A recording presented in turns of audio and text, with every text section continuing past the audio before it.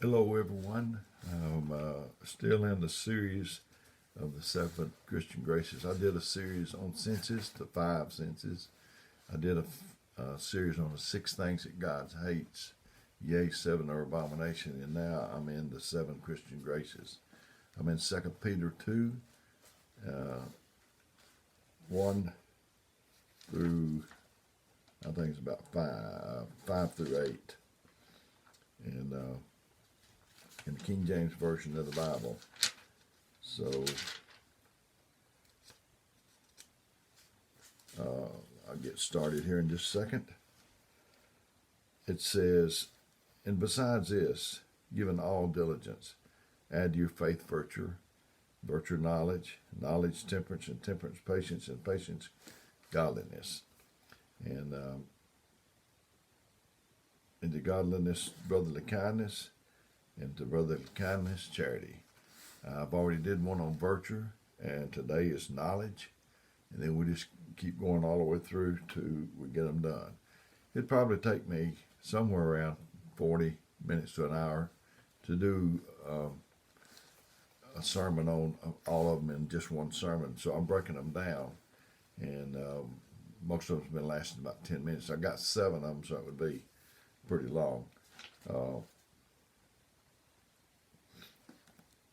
Proverbs 3, 1 through 7 says, my son, forget not my law, but let thine heart keep my commandments. For length of days, and long life, and peace shall they add to you. Let not mercy and truth forsake you. Forsake thee, bind them about thy neck, write them on the table of thine heart. So thou shalt find favor and good understanding in the sight of God and man. Trust in the Lord with all thy heart, and lean not to thine own understanding. In all thy ways to acknowledge him, and he shall direct thy paths. Be not wise in thine own eyes, fear the Lord, and depart from evil. So we lean, you let something else support your weight, and my knowledge, your knowledge is not going to support us. We got to have the knowledge of the Lord. He's the only one that's strong enough to support us. If you would, I'd like you to stick with me. This video will probably be somewhere around the 10, 12 mark, 10 or 12 minute mark. And at the end, I plan on giving you some contact information in case you ever need me. You can leave comments on videos on YouTube, and I'll give you some more, and you can contact me that way. I might not get back to you right away, but I'll try to get back to you as soon as I can. Knowledge is facts, information, skills acquired by a person through experience or education. The theoretical or practical understanding of a subject. And when the student is ready, the teacher will appear.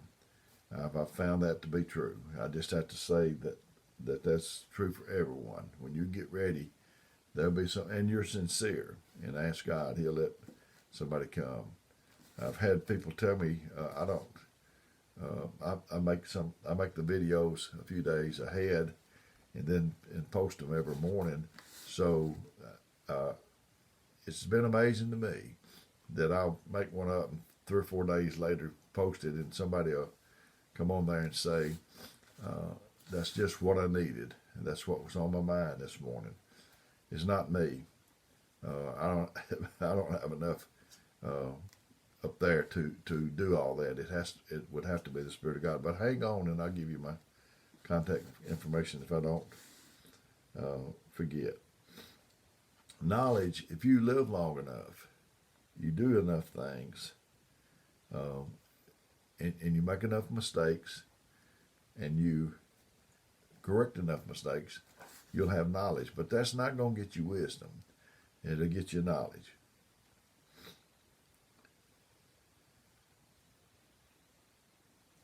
Knowledge is information, but wisdom is revelation.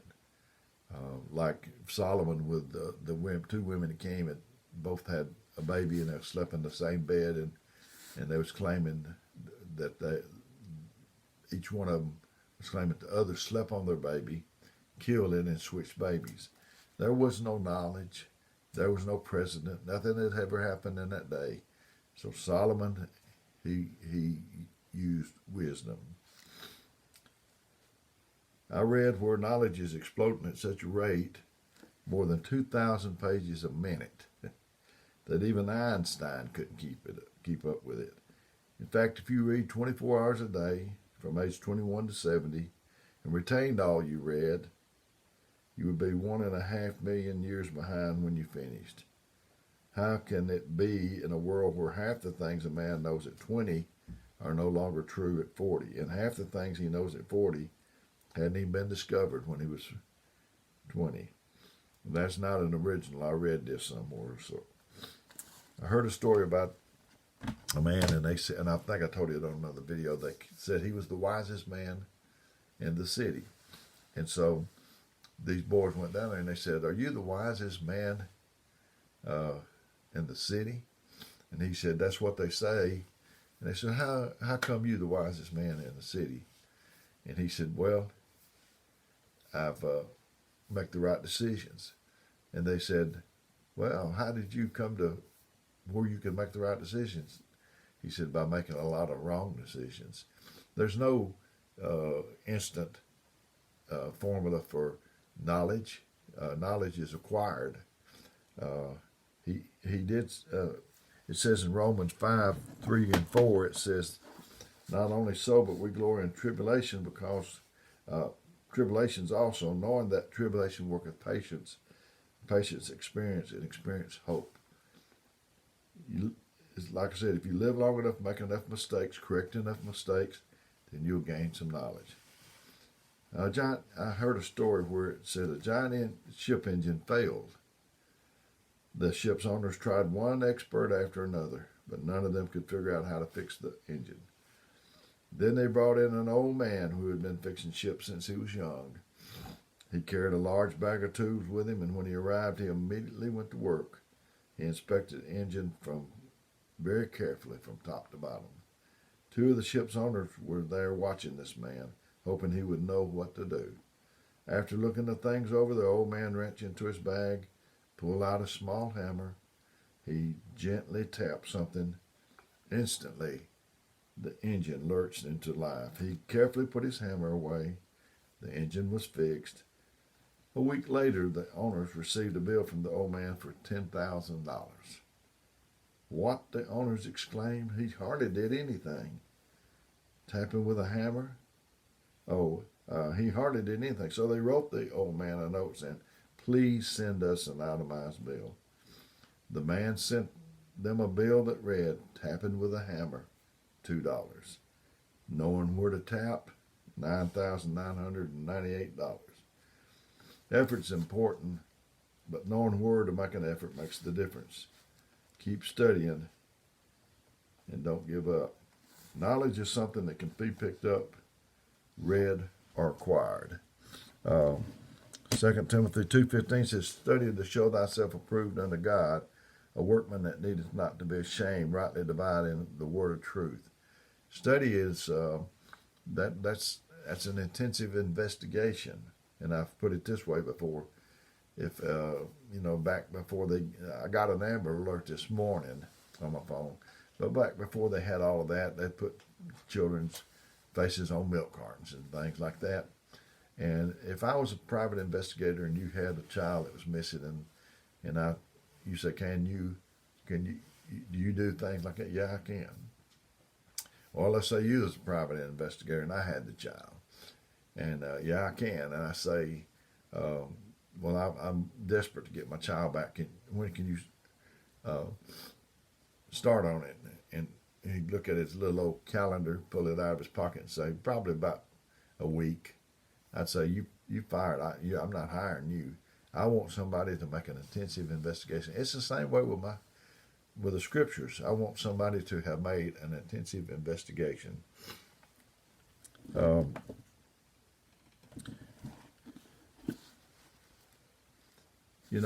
know, like me and Brother Jack Kelly, we used to sit on the piano bench together and on Burn Avenue, and now we both ministers. and I've said I've wore it out, but I've been over church for over 27 years. So it just didn't happen yesterday, but people still remember us sitting on that piano bench. We'll just always be sitting there, just young men. And they don't know the nights that we've been studying, the days and the early mornings. They miss the process that got you to where you're at. Much study is weariness to the flesh. It takes an effort to get up out of bed and come study. This is my office. It's I say it's like a laboratory. It's my quiet place. Jesus had a garden, and this is my place. You got to get your mind still.